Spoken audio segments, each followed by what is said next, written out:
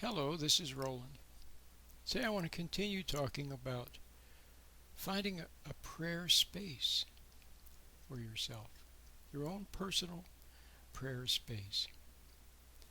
I couldn't help but go to Google search, and a lot of times when people are thinking of prayer space, they're thinking of a little place in their house or a little corner somewhere. Well, that's okay to have a little place you can go off to be by yourself. Sometimes it's the bathroom.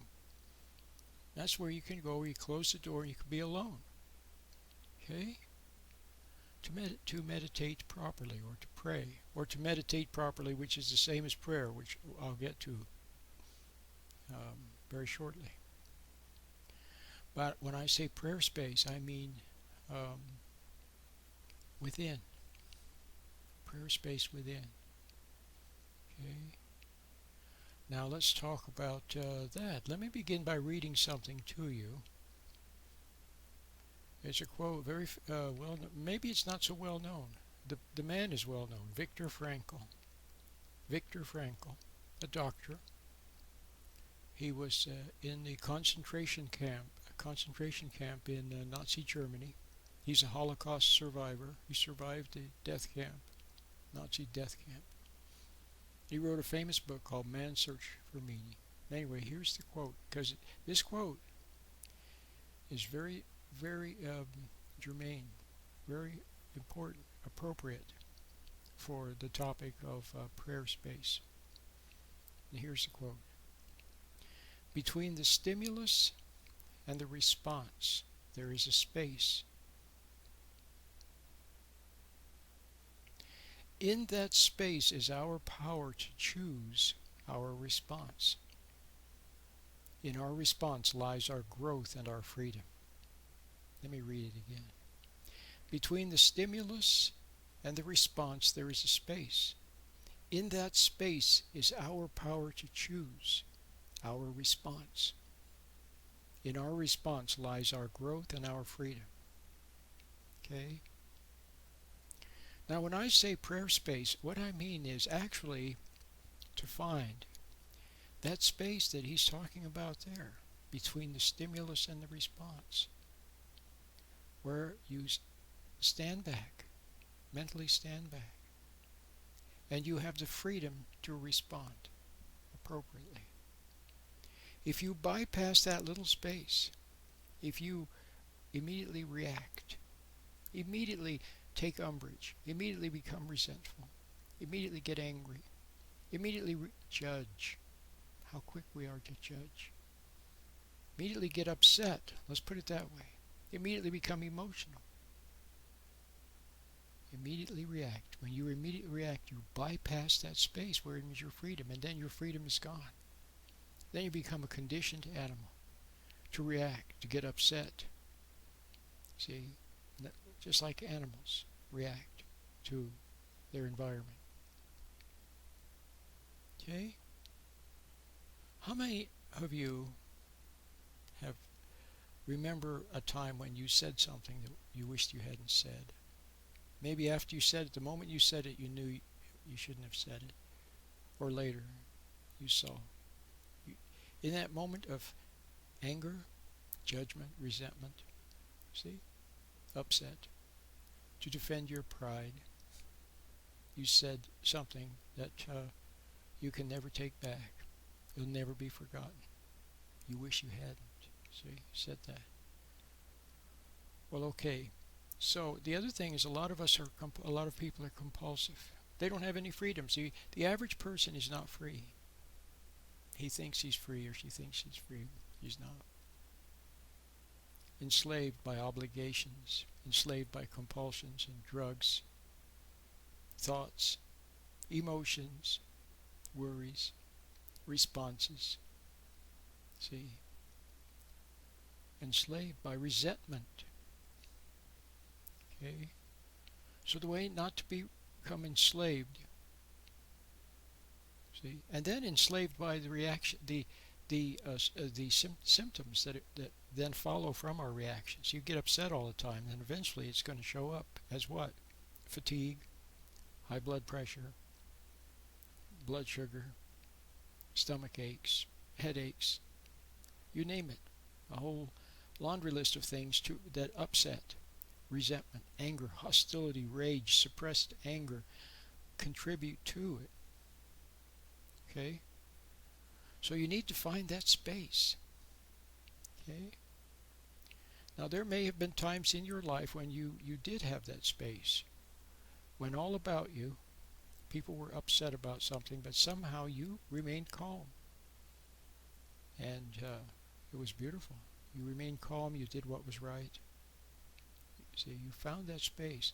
Well, you need to find that space all the time so that you stop reacting like an animal, stop being enslaved, stop saying and doing the wrong thing, and instead stand back and then respond with patience, with kindness, with the right word, with just the right action.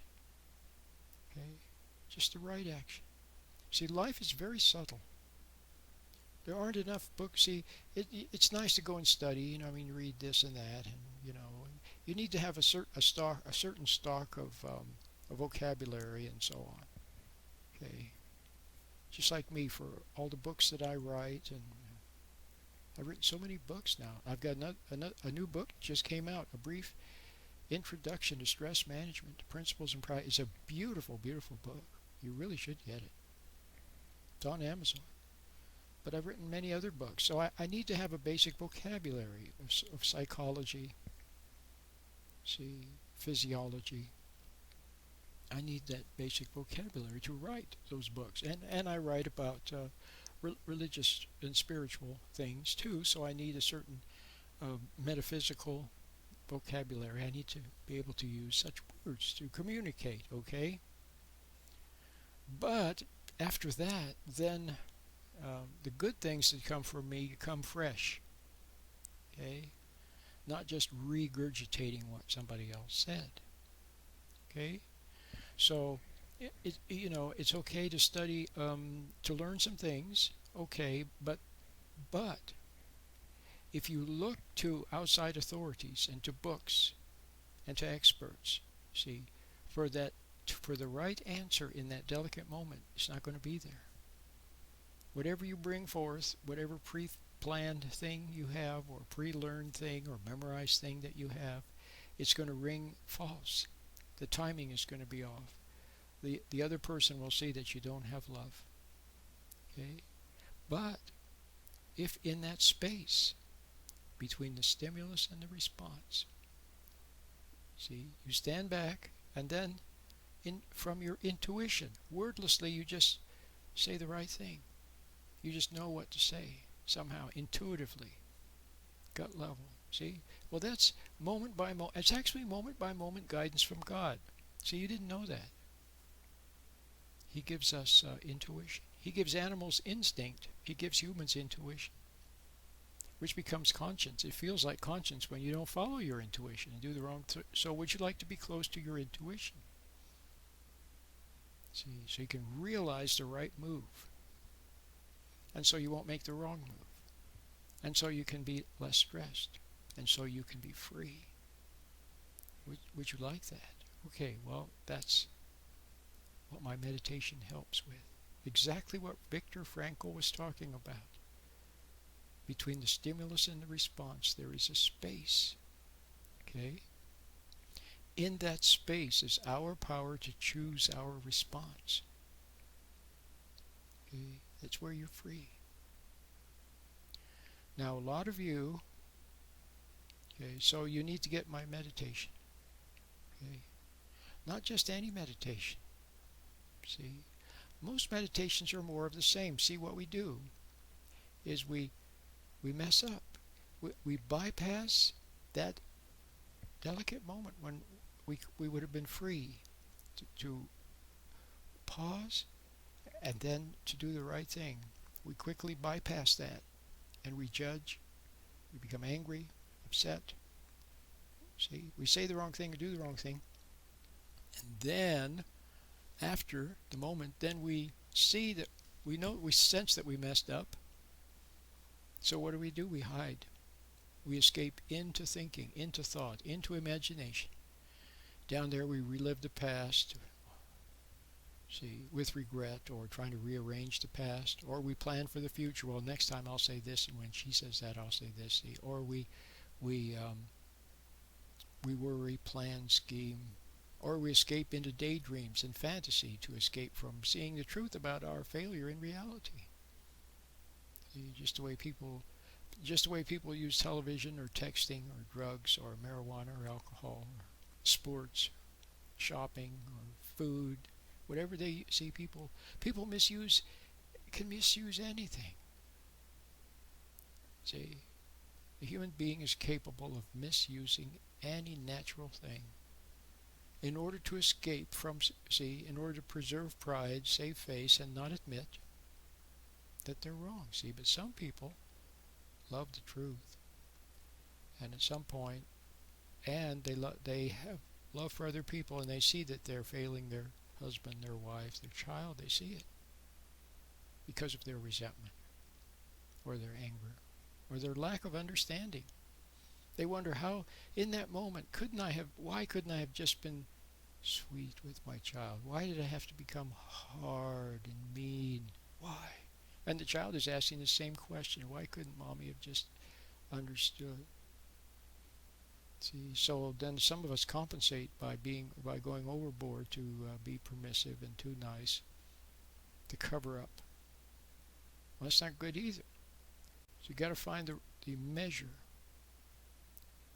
Okay, you've got to find the perfect response, the right measure. There's not enough books in the world. That's what I began to say earlier and never finished. There aren't enough books in the world to tell you how to deal with that delicate moment with your son or your daughter or your partner.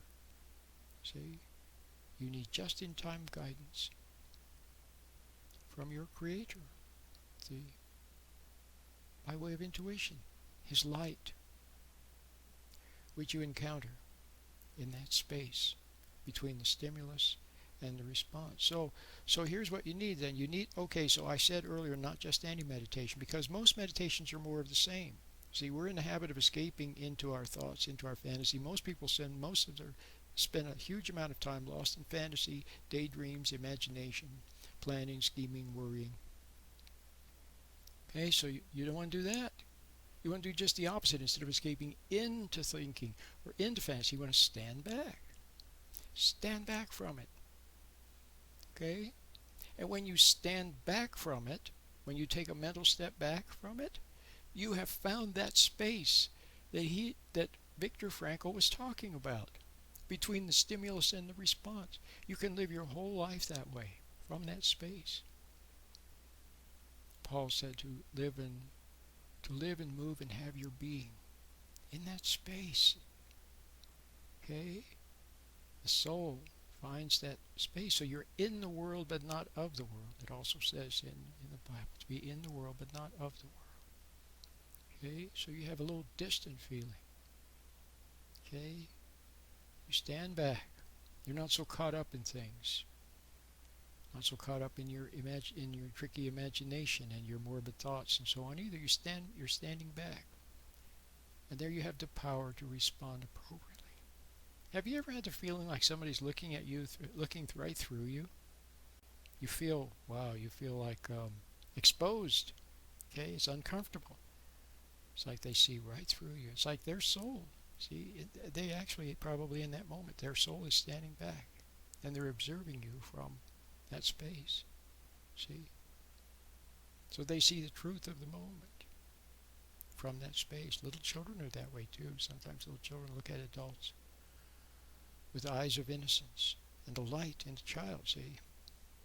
And the parent feels exposed, then they become angry. Parents become angry, which they shouldn't become angry. See? Should honor and cherish the light in that little child. See? Well, you need to find the light for yourself. Christ said, unless you become like a little child, you cannot enter the kingdom of heaven. So if you want to find the kingdom of heaven, and first you must find that space that Viktor Frankl was talking about. Between the stimulus and the response is a space. Okay? You have to find that. And you have to live from that space. See? Flow from that space. Yearn for that space. And you know what? That's where you're closer to God. And from that space you can then pray. See, and a lot of you mumble prayers now or say, see, you're afraid to pray because you're afraid it's not reaching God, or see what I mean? It's not working out somehow. You need to pray from that space. You need to find that space. To pray from that space. Okay? So I can't emphasize enough the value of having the meditation. I have different ones. I have a beautiful 4-part meditation, which has a lot of good information. It's very, very beautiful. A little bit spiritual. Okay, very beautiful. And with it, you get 2 ebooks, Becoming a Friend of God, and also my book, A Brief Introduction to Stress Management. You get both of those, and you get a little e-booklet to go with the meditations. You get the 4-part meditation and the ebooks, okay, for a small donation. You go to my website, talktoapastor.org, you'll see it. Or you can start with a free meditation, see, which I talk about all the time. The free, easy meditation, I call it, or the free prayer meditation, I call it. Start with that. It's free. See if you can find that space, okay? And start to live and move and have your being from that space. My name is Roland.